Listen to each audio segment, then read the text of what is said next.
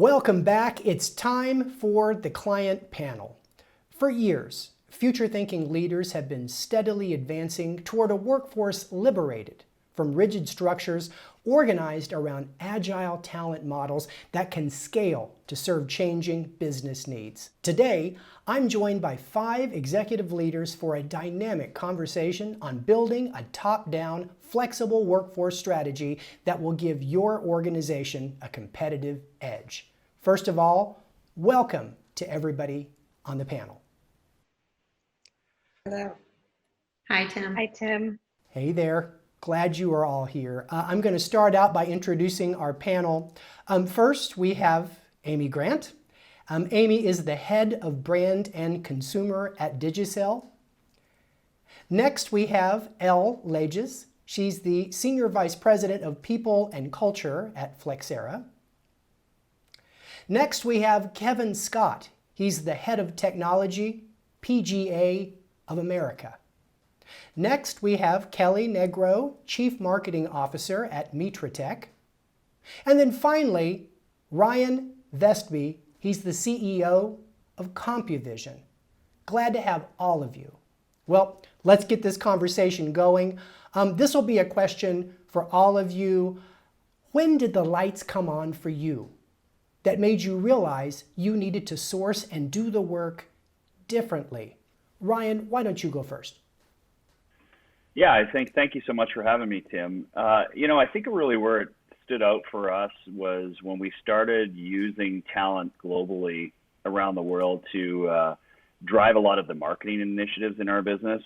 And as we started to see the output and the quality and the price point be far more competitive than what it would be internally versus externally, that's truly kind of when the light bulb came on. And our director of marketing and I worked really closely together to start building these teams and really overseeing a lot of these jobs that were leveraged in the global talent market. And it really, that was it for us to move forward to say, we can use this as a competitive advantage in our organization. Got it. An unfair advantage, as some people like to say. Yeah. I like that. Elle, over to you. When did the light bulb come on?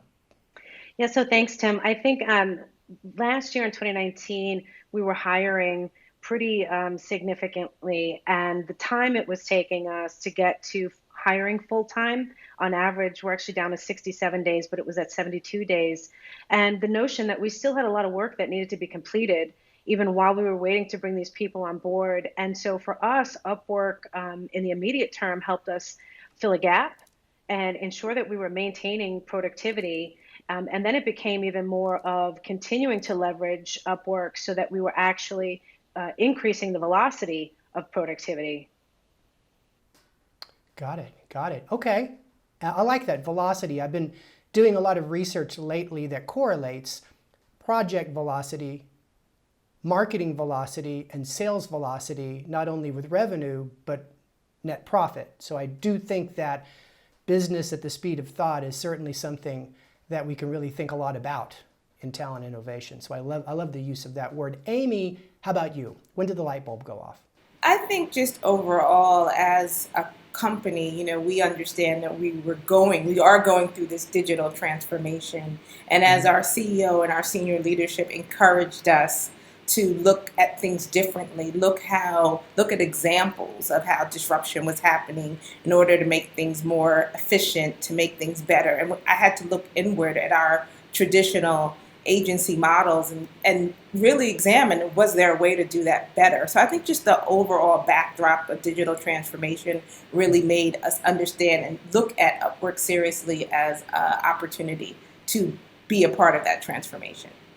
Absolutely. And there's a great book on this called The Technology Fallacy, MIT Press. And they studied that idea that the companies that actually got to digital maturity became very fluid and how they solved little skill gaps, right? So that's where they kept up to speed on making it all work. So that's a great point here. Kelli, over to you. When did the light bulb come on? Yeah, so the light bulb came on for me a number of years ago. And it first was, I was working in a startup. And as you know, with startups, you're very strapped and you might need help for a day, but you might not have budget for more than that. So we started working with Upworks. That was when I was with ThinkSmart. After being acquired Sure. by Mitratech, we have a very diverse marketing organization, but we're constantly wanting to test, to optimize, to try new things. And in order to do that, you can't always look inward. You need to be able to look out and find people that are experts in those areas. Upworks has offered us that opportunity. And I would say one other thing, and that is that previously I had worked, I've always had a large contingent workforce. And the biggest shift there to Upworks for Mitratech was being able to onboard a new employee or a new contractor in a period of 72 hours versus 10 days and 72 emails. That makes a huge difference. I mean, that gets rid of, I think, one of the biggest latencies in our work, right up there with getting people to answer our emails, right? So good stuff. Kevin, lastly, Lightbulb Moment. What's that for you? My epiphany was a little bit more of a story about talent, actually. We worked the platform for a long, long time, and this actually happened to me when I was at ESPN. We were trying to find somebody who had a combination of skills. We're sort of wondering in our team, how could we attack this new project that required a combination of skills that sort of nobody in their right mind should actually have. And when we went through looking at the Upwork platform at the time, we found one person. And like that one person was the purple squirrel that we were chasing down, and we talked to him, and he was able to bring this to us. It was absolutely mind-boggling, and he crushed it. It was just fantastic. And so from that moment on, you hear a lot about how statistically the best people in the world don't work for your organization, and like that never rang true, or never hit me home until we met that guy. And ever since then, it's been founding all kinds of great folks on the platform. I'm going to plus with you on that one. You'll never find the best talent in the world in your zip code either. And I think that's one thing that all of you realize. And I think people viewing this that have started to really champion work from anywhere, you're beginning to realize that, a global option is always going to be a better option when it comes to talent. I want to dig into this question. I want to kind of change it a little bit. So far we've talked about that light bulb moment where you really understood the value of it. But there's another moment I want to talk about now, and it's the moment when you decided to actually create a flexible talent program across the organization. It's something all of you have done. You've started to use our software in order to build talent clouds. You've really sponsored the rollout of OnDemand Talent via Upwork across your organization. So what I'd like to understand is what the catalyst point was for rolling that out wide and making it part of the talent program. Elle, I'm going to start with you. So I knew you were going to start with me. I'm still thinking purple squirrel. I know. I love that. I think for us, one, in terms of, so Upwork and how we think about hiring has actually become part of our water supply. At Tim, as you know firsthand, we've actually built it into our processes internally. When we go to hire talent, there's a crossroads where you can choose, do you need a full-time headcount or should you use Upwork? I think, the tipping point for us, one, we had incredible sponsorship. We have a board member who is actually passionate about leveraging Upwork, uses Upwork for the majority of his roles. Right. And that was our first true introduction. And so our CEO, Jim Ryan, became really inspired by understanding and learning more about the value add that Upwork brought to his company, which is Idera. And so again, it goes back to that word velocity, right, Tim? I think for us, it was, how do we get to market faster with everything that we're trying to do it, whether that was hiring talent, building technology, marketing. And so for us, it was an evolution that ramped quickly in terms of us embracing Upwork and recognizing the value. But it absolutely started with, the leadership and our executive team really helping us bring this into our culture as a way of thinking when we think about using talent in any way, whether that's, full-time talent or whether that's leveraging, our Upwork teammates.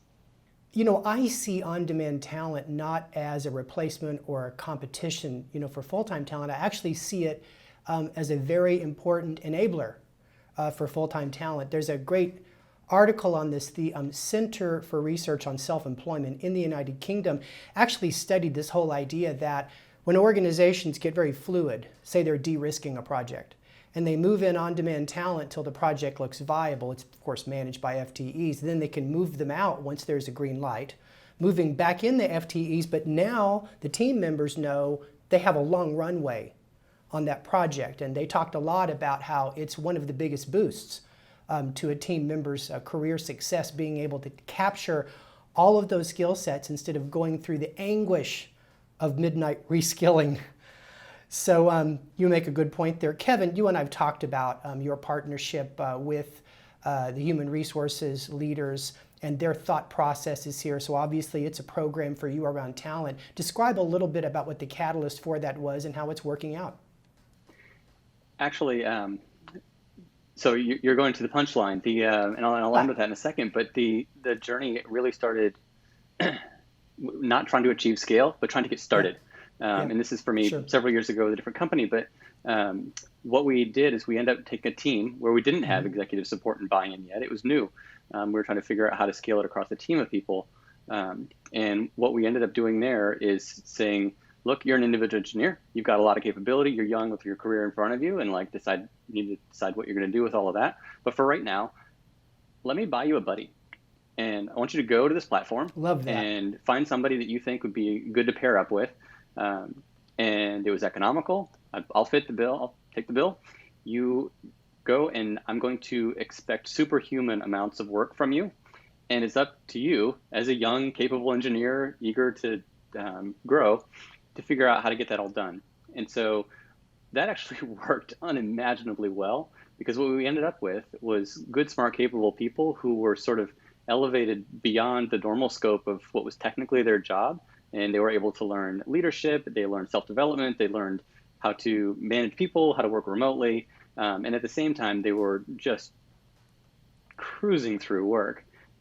So that was really a neat way to see it expand beyond like an individual person, and like how can a team start to take advantage of these things and to grow a lot of grassroots interest in it. So back to your question, what that culminated in, and kind of like what's been the most exciting for me, is when I went to our, we had somebody that we were going to post a position for, and the response from HR had been formalized, and they came back to me and they said, well, Kevin, have you tried to source somebody through Upwork? Right. And it's like, oh, what a celebration. That's fantastic. Like, it finally got legitimized. And it's really part of the process and part of the system that we are looking at in all directions to make sure that we find great talent that fits in with the rest of the organization. Got it. Thanks. That's really insightful. What a journey. I want to move on. And Amy, I want to start with you on this next question. It's really a two-parter. So what are the key drivers that you saw for adopting a flexible talent program? And then also tell us about some of the obstacles that you had to overcome as you built and developed your program. Sure. I'd say I would narrow it down to three in terms of the drivers.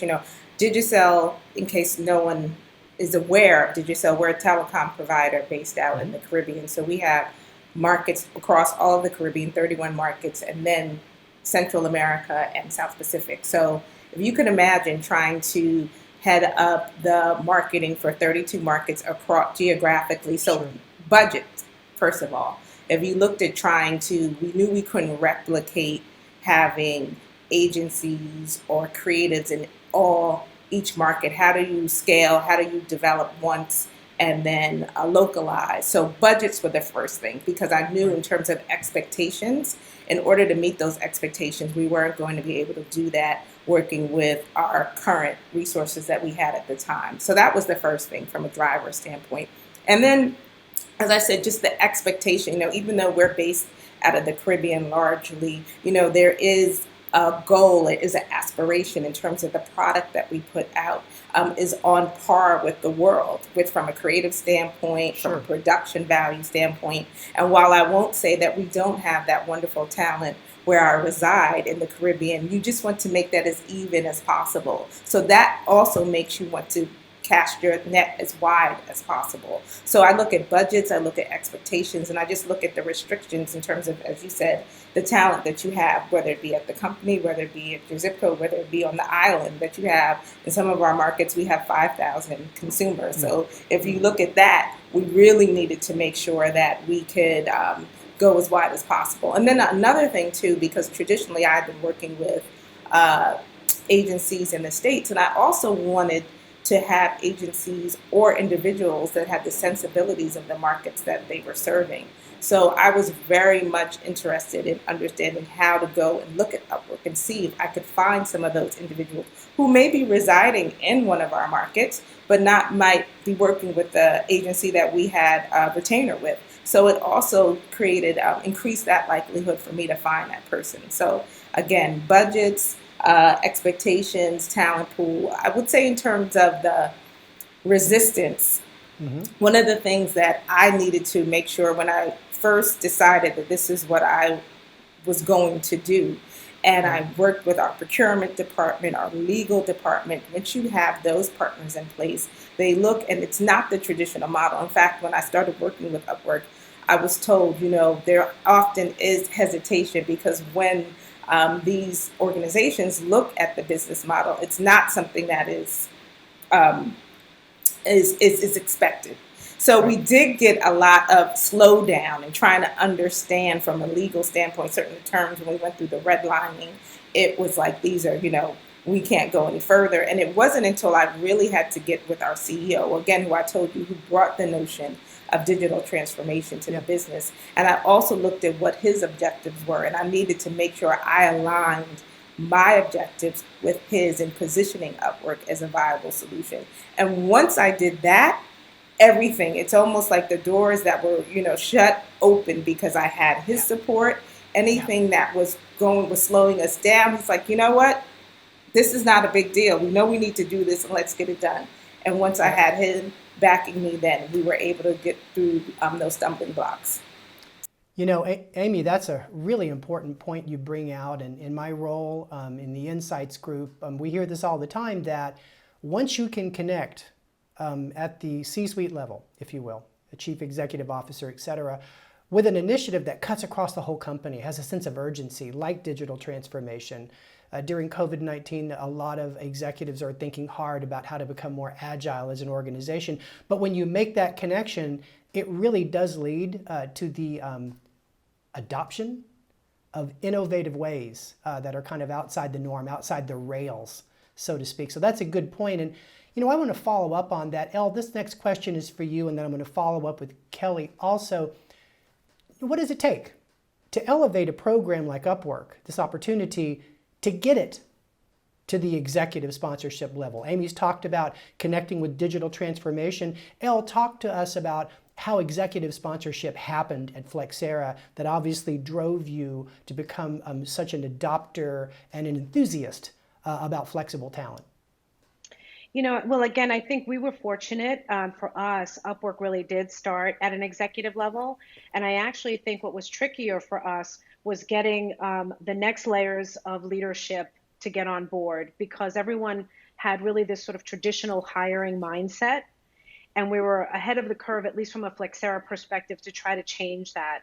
So because we had executive sponsorship, I think what our mission was, and we partnered really closely with Upwork, was finding opportunities to showcase where we had extraordinary success in our partnership with Upwork. And what we did was, within each function, we actually had a full day. We brought in all of our managers and leaders, and we highlighted where we've leveraged Upworkers in each function and what we were able to accomplish with that partnership, whether that was in the people department, leveraging projects that we needed to roll out.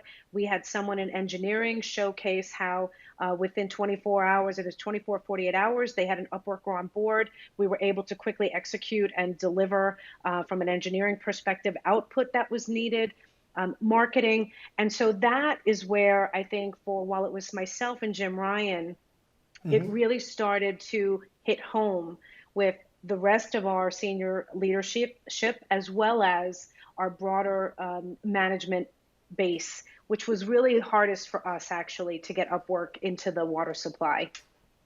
Gotcha. Kelli, Chief Marketing Officer, one of the key executives that can really sponsor Upwork across our vast array of skill sets, right? Marketing, design, creative, etc. What did it take for you to become a sponsor of this type of change in how you sourced the work for projects and programs? Tenacity.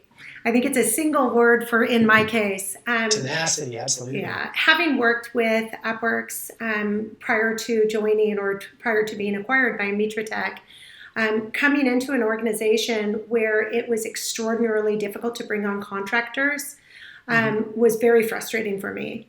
And I was very quick to put together, kind of an analysis of what it took to actually onboard a person, how many emails, how much time, from my perspective, to talking with legal, talking with HR, et cetera, et cetera, et cetera.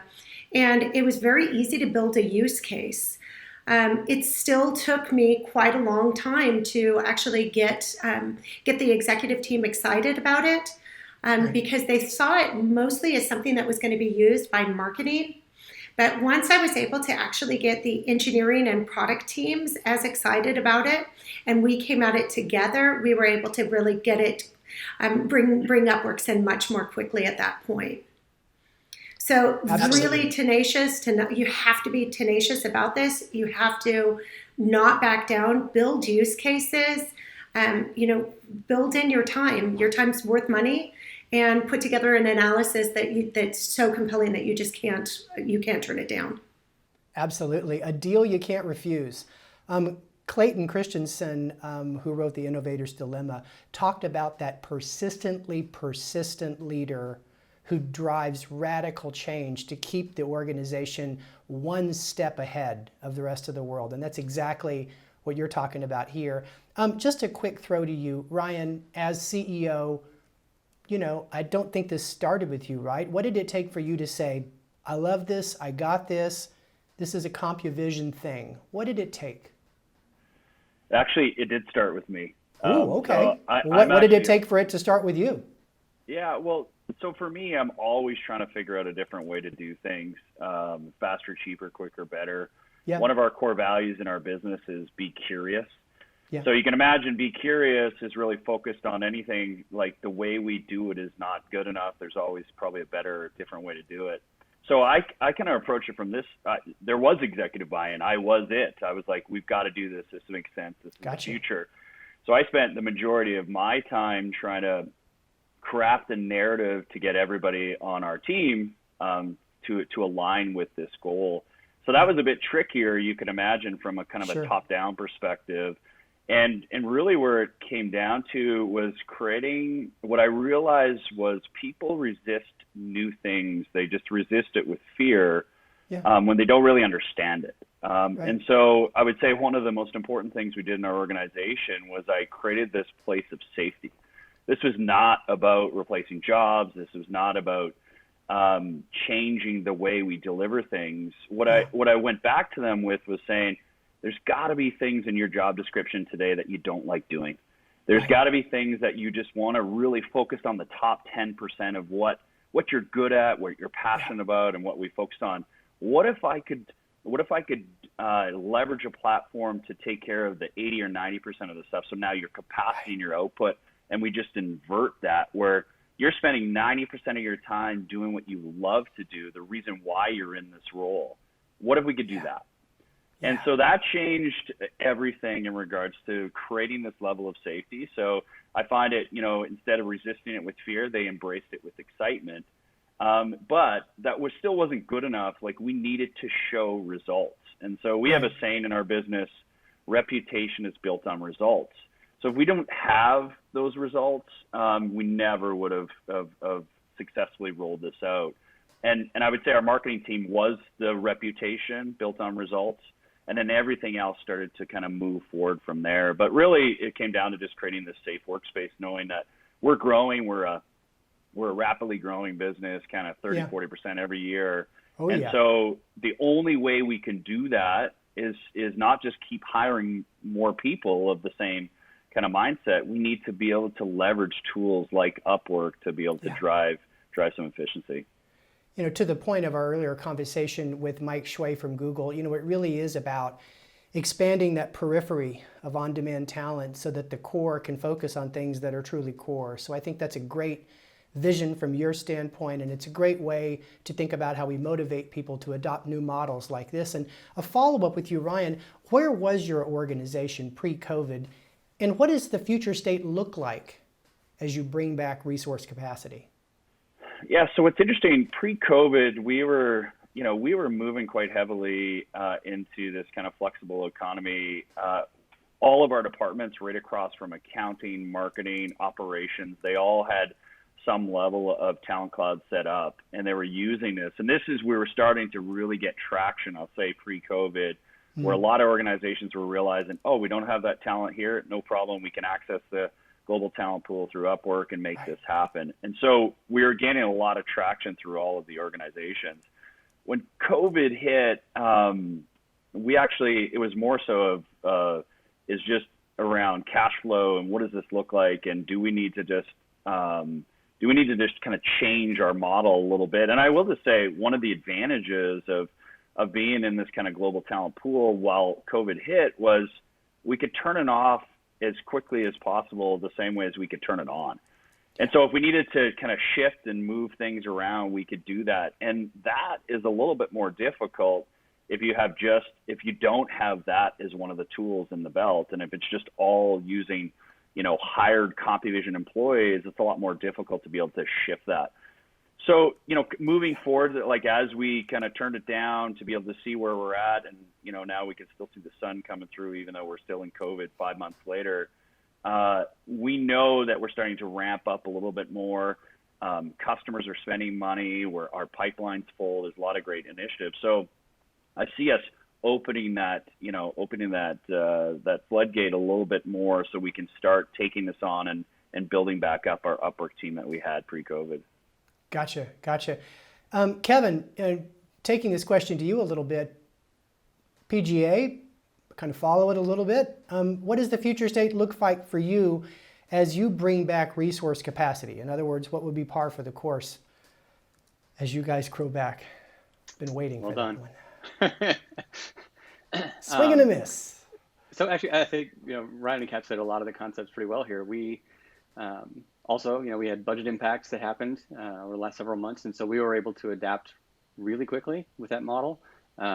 And as we're, as we are able to track our budget, we're able to bring our talent pool back exactly the way that we would want to. So I think this has been brought up a number of times here, Tim, but it's fast and it's flexible, and you can reap all the benefits that go along with that. Let me follow up with you while I got you, Kevin. What are the application protocols and processes needed to unleash the full potential of an on-demand program like Upwork? Maybe I'll just extend a little bit what Ryan was saying. That to me, all the things that make it successful is about culture. So if you have a culture in yourself and your organization of being willing to explore and see what's possible, then that's the kind of sort of open-mindedness that's necessary to be able to implement a successful program with something like this. We human beings, we tend to trust the people who are around us, and we sort of overemphasize things like proximity, and finding the truth to be able to say am I really doing the most valuable thing that I could be doing? Is there a way for me to amplify my own performance or my own work or that of my organization by tapping into other people, other responsibilities? It's fantastic. And that scales through a lot of different things. Sure. Again, just to put some color on it. But for example, we'll have people in our organization who will be sort of amateur Photoshop, because it's a part of your job you might need to do, right? And Upwork completely erases that. Why would you ever want anyone who's only an amateur at Photoshop? And you can have somebody who's fantastic, and you don't have to put energy into things like that yourself. So there's 1,000 examples that go along that same spectrum, to just be open-minded to where are your strengths and what are the things that are best suited for your organization, We don't only use Upwork for context. We've got some core things as well. So I wouldn't say that it has to exactly be one or the other, but it certainly takes trust and confidence to be able to build it to the point where you're doing more than Photoshop. Yeah. No, I gotcha.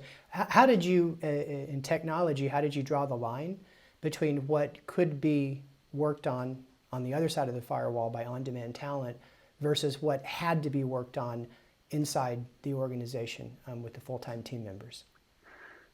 An easy delineation was things that would require access to some internal system, right? And so we just decided early on, this is an internal system. There's no reason for us to take any security risks with this kind of thing. We've got employees who are already papered and everything for work on that kind of stuff. Not to worry about firewalls or access and that kind of thing.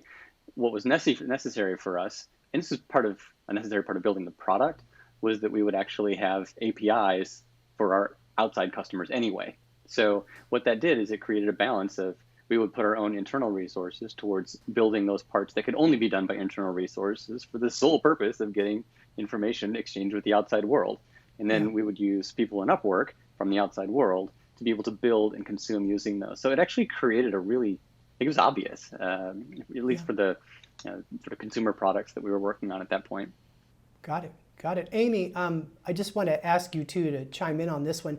So what does the future state look like for Digicel as you bring back resource capacity as the economy grows back or as demand grows back? I mean, I think the future state is going to be one that is more on demand, more remote.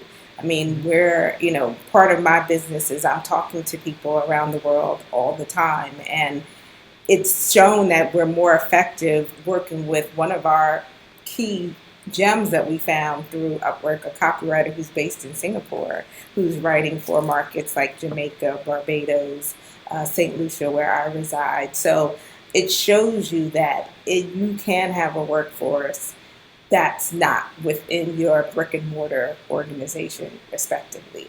I will continue to push for that here at Digicel, and I think again, COVID has shown us even now. I'm actually talking to you from my house, given our protocols that we have being in the office, that this is going to become just where we were on the edge, where we all might be on the cusp.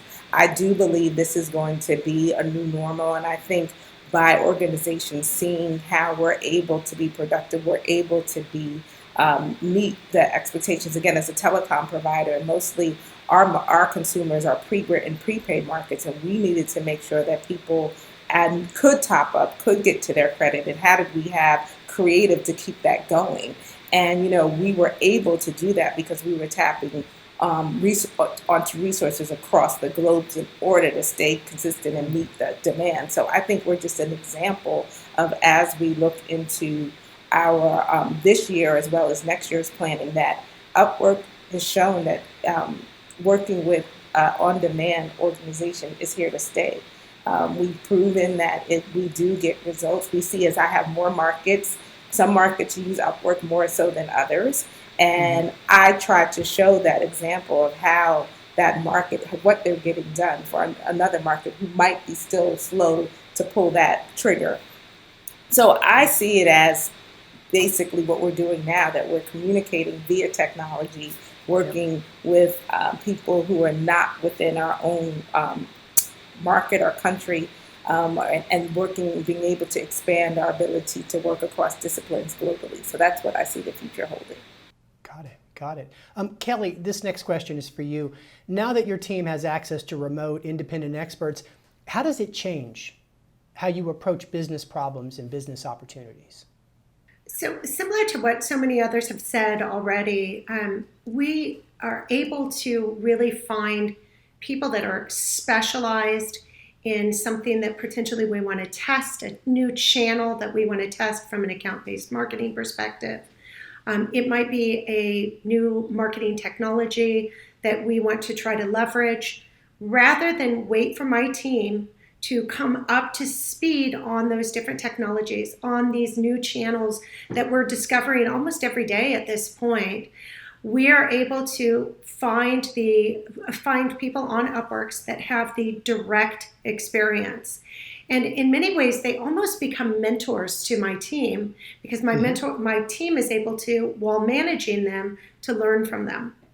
And so it becomes this kind of a symbiotic, it's very fulfilling for my organization to be able to work with experts in these areas and to learn new things.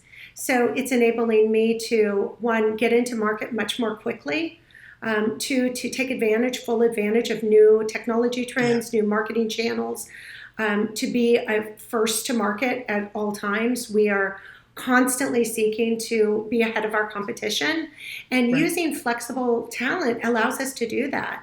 So it puts us one step ahead. We were the first after COVID to launch with very, very strong online events and webinar series, and all of this supported by contractors from Upworks. You know, your point here about getting mentorship from the independent professionals is well taken. I mentioned before there's this great piece of research, the Center for Research Self-Employment, United Kingdom, and the authors of the study said that the project freelancing economy was creating more value than all the creative industries in the UK, where they were studying it, and they said it's because of knowledge sharing. That when it's not a gig but a long-term project, these independent professionals feel incumbent to bring knowledge to the table and go a little bit beyond the specification of the work and really start adding value like some of the best colleagues you've ever worked with. And I think that, you know, Mitratech, you speak to that point. You definitely take a long-term view to these relationships that you have with independent talent. Okay. Ryan, I want to go to you on this one. You know, how has having Upwork as your unfair advantage, your secret weapon, how's it changing the way that you approach opportunities and markets or just business problems across CompuVision? Yeah, I'd just say one of the things, we have an innovation team that is always looking for new products and new products to sell to our clients and expand our marketplace. And the trick before in a traditional world is you would have to hire people, build out that talent before you could actually, you know, you couldn't shoot a bullet before a cannon. And what's interesting about this now is, you know, we can shoot many different bullets to see, hey, you know, this product is going to work. I can grab the talent from obviously the globe and bring them in and try that bullet before a cannon. And so that's been really, really valuable. And I will say there's been bullets that have been shot that didn't turn into anything. Right. And then there's ones that were like, oh, we have something here.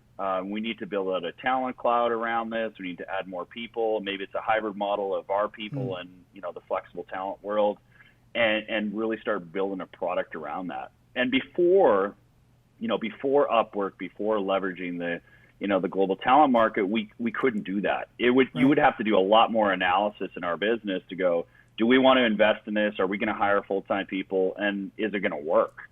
So the flexibility to be able to try things without having to really go deep into it has been really, really valuable in this model. Yeah, you hit on a great point there, and that is you've got these innovation projects, Ryan, and by using OnDemand Talent, you de-risk them. And, you know, I read over and over again, you know, if you can de-risk those innovation projects, whether it's a new product launch or a new process redesign, you as a leader, you just take more swings at the plate, right? And I think that's where we get the velocity of innovation, is by taking that risk out of the equation. So great point you make. We're about to do a lightning round here. I've been looking forward to this. Lightning round, all of you, I'm going to call on you one at a time. No one knows who I'm going to call on first.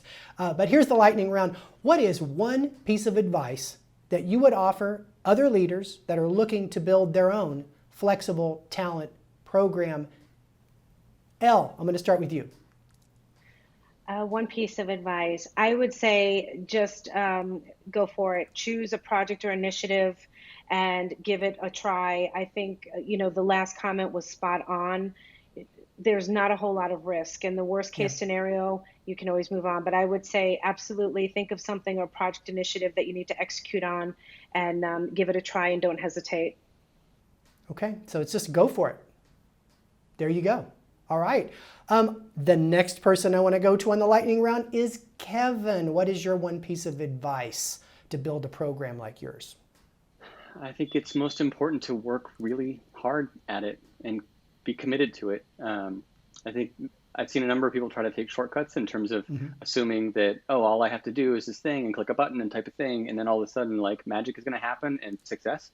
And it's just ridiculous, right? You have to actually commit to putting in the time and the effort to make sure that the processes that surround all of this inside of the company, as well as the processes that you use with individual projects and workers, that all has to make sense, and it all has to be on par with the kinds of things that you would do to build. It's easy to see people virtually as like login and usernames, but we have to remember that this is a human relationship that requires care and feeding and a lot of attention. So you got to work at it. Have you developed rapport, relationships, even friendships with some of the independent professionals you've engaged over time? Oh yeah, we worked with some folks who were in Donetsk in Ukraine back when it was an exciting place at the time. And it really solidified how it's unfair to see people through the window of Zoom and things like this, that they were just normal people living literally in a war zone. And we would talk to them. It's like, man, this is on the CNN every day. How can, what's it like there? And they say, like, I'm just trying to get by. I'm an engineer. I just want to do engineering work. Like, I'm looking for sanity. And so, like, in that way, they were actually able to escape their geography. And as you can imagine, like, certainly that becomes very personal when you're engaging in things like that and working with people who are in that situation on a daily basis. It's a great point. And it really resonates with us at Upwork. Our mission is to create economic opportunities, but I tell you, it also warms our heart to hear, like, we're really helping people think and connect and create relationships at a global level with incredible levels of empathy like you just disclosed. So that's just awesome. Amy, I want to bring this lightning round over to you. What's one piece of advice you would give leaders looking to build a program like yours? I would say don't take the initial pushback.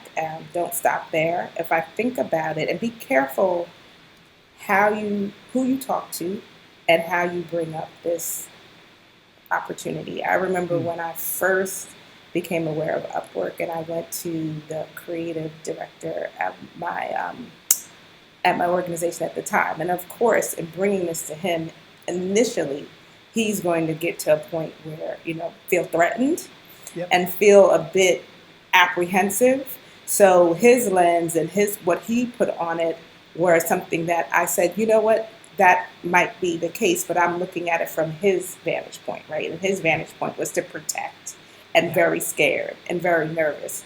And I actually let it go for a couple of months after that, because I said, he's my creative director. I'm going to him. What do you think about this? And I really took the advice that he had given me. And it wasn't until I still was faced with the same dilemmas, even more so, and I needed to find solutions. And I had to say, you know what, I'm going to still take a second look at Upwork and have a further conversation. And so that's when it all happened. But that was probably about 6 months later.